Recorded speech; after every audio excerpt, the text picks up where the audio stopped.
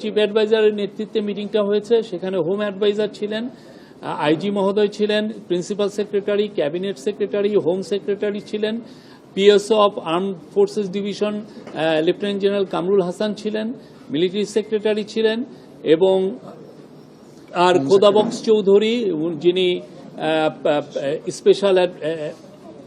Special assistant on home affairs উনি ছিলেন, home secretary বলেছি। তো এই মিটিংটা খুবই ইম্পর্টেন্ট, 2 ঘন্টার মিটিং ছিল। 2 ঘন্টার মিটিংয়ে সামনে যে ইলেকশন আসছে, ইলেকশনের যে প্রস্তুতি আমাদের কিরকম এবং সেই অনুযায়ী আমরা কি কি কাজ আরও করতে পারি জোরদারভাবে, সেগুলো নিয়ে আলাপ হয়েছে। প্রথম ছিল যে কোঅর্ডিনেশন বাড়ানো, আর্মি, পুলিশ এবং গ্রাসরুটের যে লোকাল অ্যাডমিনিস্ট্রেশন, এদের মধ্যে কোঅর্ডিনেশন বাড়ানোর কথা বারবার জোর দিয়ে বলা হয়েছে এবং এই কোঅর্ডিনেশনটা লোকাল লেভেলে এবং এটা একটা ন্যাশনাল লেভেলে, দুইটা জায়গায় খুব দ্রুততার সাথে এটা কোঅর্ডিনেশন বাড়ানোর বিষয়ে জোরদার করে বলা হয়েছে। আপনার ইলেকশনের আগে পুলিশের প্রস্তুতির কথা বলা হয়েছে এবং পুলিশের আইজি মহোদয় বলেছেন যে আগামী মাস থেকে 1.5 লক্ষ পুলিশের ট্রেনিং হবে ইলেকশনের বিষয়ে। সেপ্টেম্বর থেকে, আগামী মাসটা সেপ্টেম্বর, অক্টোবর এবং নভেম্বরে 1.5 লক্ষ পুলিশের নির্বাচন বিষয়ে তাদেরকে ট্রেনিং দেওয়া হবে। তারপরে ইলেকশনকে সামনে রেখে আপনারা জানেন যে প্রচুর ডিসইনফরমেশন অলরেডি সার্কুলেট শুরু হয়েছে, সামনে এটা আরো ইন্টেন্সিফাই করবে। তো এইটাকে সামনে রেখে ন্যাশনাল ইনফরমেশন একটা সেন্টার, যেখানে আমরা খুব দ্রুততার সাথে এই ডিসইনফরমেশনগুলোকে আমরা ডিবাঙ্ক করতে পারবো, সেইটার একটা ক্রিয়েট করার চিন্তা ভাবনা হচ্ছে এবং এটা নিয়ে অনেক বিশদ আলোচনা হয়েছে।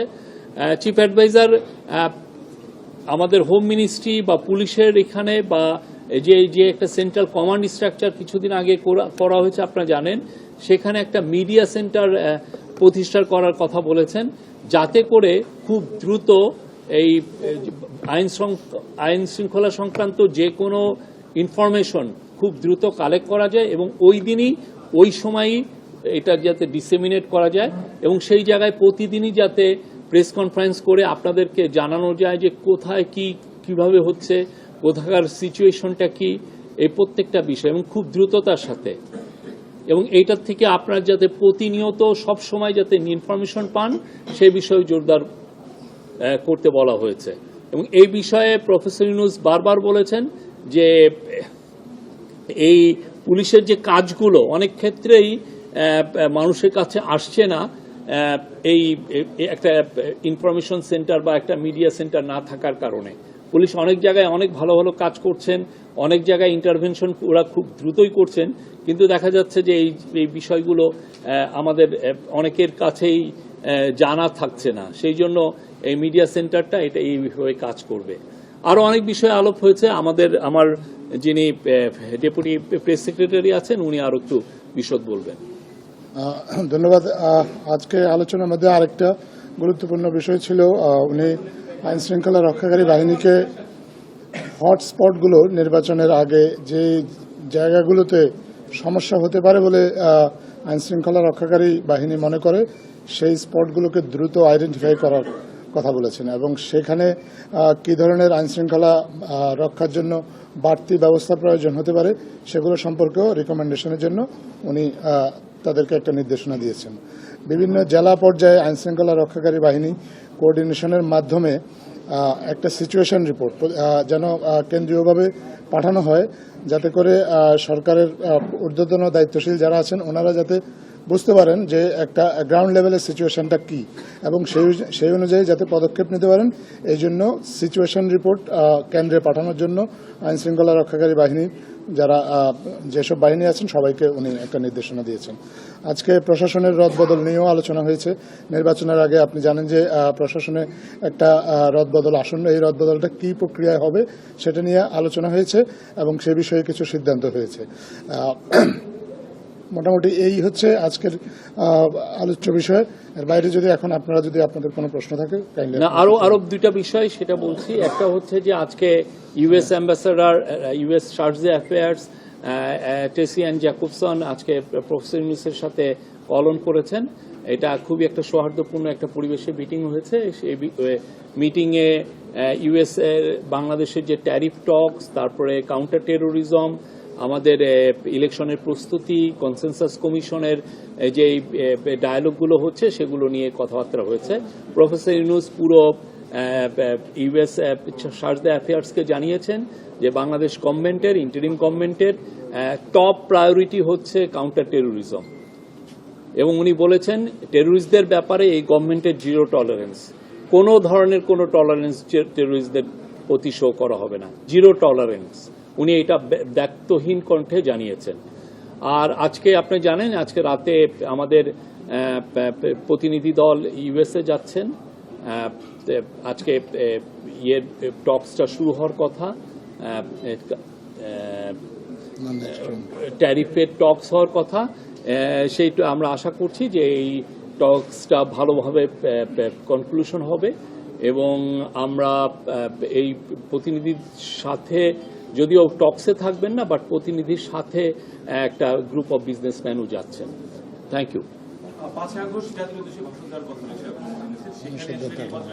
আমি এই বিষয়ে এখনো কিছু জানি না। আমার নাম মোহন, আমি একাত্তরতে কাজ করি। আমি একটু জানতে চাই যে আমরা নির্বাচনে নর্মালি দেখি যে পুলিশ সামনে থাকে, সেনাবাহিনীর অবশ্য স্ট্রাইকিং ফোর্সের থাকে। আমাদের যে আসন্ন নির্বাচন, সেখানে সেনাবাহিনীর কি ভূমিকা থাকতে পারে বলে আজকে আলোচনা হয়েছে।